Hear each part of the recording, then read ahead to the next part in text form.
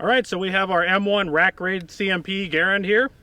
8 rounds of ammunition. We're going to fire all those 8 rounds to prove that the gun's working. We're going to load again, put it on safe, dunk it in this soupy mud mix, and we're going to find out what happens to the gun after that. Rifle, I should say.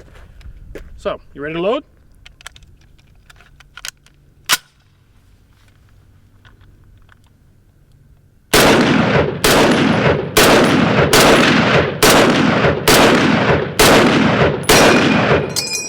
Gun runs fine. That seems to be pretty much flawless. No problem whatsoever. All right.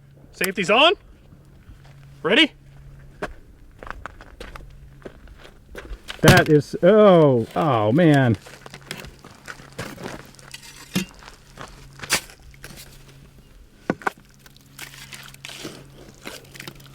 Uh-oh. George Patton is going to kick your ass. He's dead. How's that? I think you should make sure that... Uh-oh. Yeah, that's... Ooh.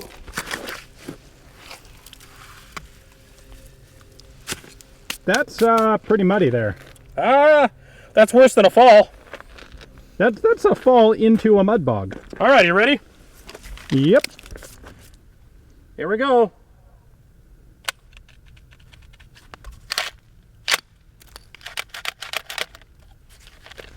Not even one round.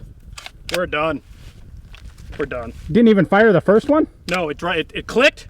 Hammer fall. Didn't fire the primer. There's enough debris behind the hammer. It wouldn't fire the round. Jeez. Ran the action. It's so fouled I can't even chamber the next round. Well, that's pretty much just like the M1A that we tried. Can't go into battery. Let's now get a close-up on that. Can't even get the clip out.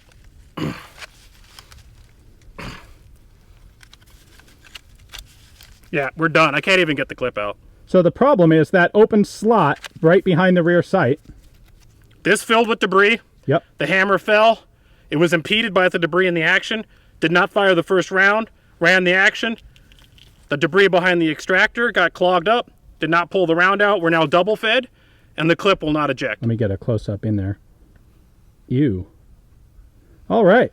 Well, that is a pretty short, quick and dirty video of what happens when you get an M1 covered in mud. Let's run water over it, clean it up, fire another round, see if we can do a little bit milder test. But I mean, this actually did worse than the M14. Yeah. And in fact, the firing pin is protruding. Jeez. It's hard to even find the firing pin in there. That's over. All right, let's wash it up. Oh, yeah. This is the way you do it.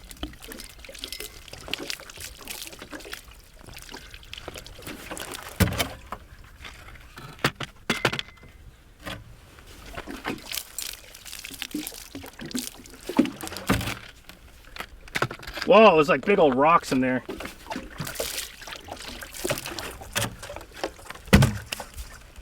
Let's see if we can get that clip out. There we go.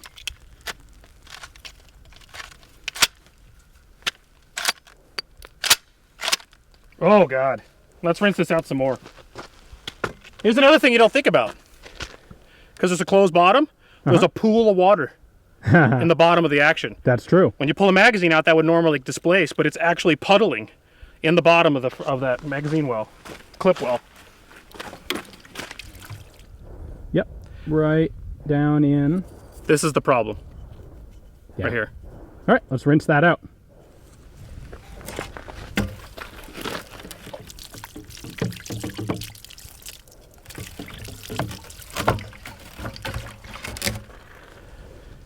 That looks better. Yeah, I think we're good. Okay. All right, so we have to take the whole gun apart. Still hard to open, but we have to take the receiver out, clean it all out with water. That was fouling in the receiver, in the stock, in the trigger control group, in the trigger group, fire group. So we're gonna put a mag in or clip in. We're gonna run a couple rounds, if we can. Ugh. That was even hard. Ah, we're in battery. Let's see if we can get 2 rounds out of it at this point. I had to fight a rock behind the trigger to get the first shot off. Okay, we have a round chambered. Okay. On safe, Do it again. How do we do this any less horrible?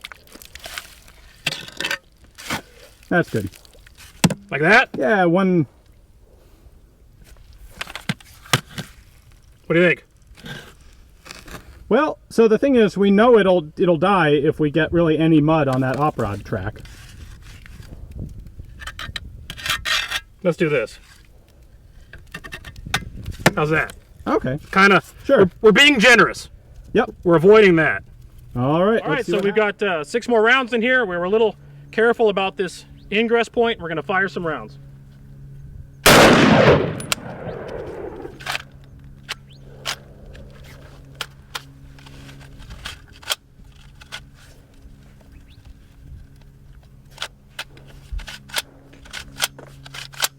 What do we have? It's unsafe. It's not going to go into battery.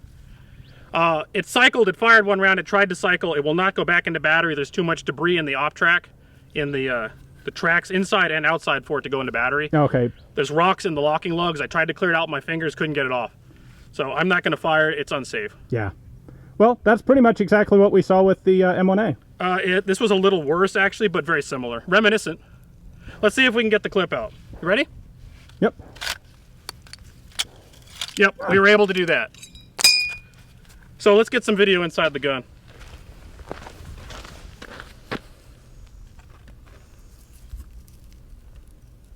It's pretty muddy and nasty in there. So the trick there was not getting mud and debris into that ingress point, but it's still foul. It failed after one shot. Right. All right, so we finally got to do something that's been requested for a long time. Yep. Again, courtesy of Patreon supporters. Absolutely. An M1 Garand mud test. Yep.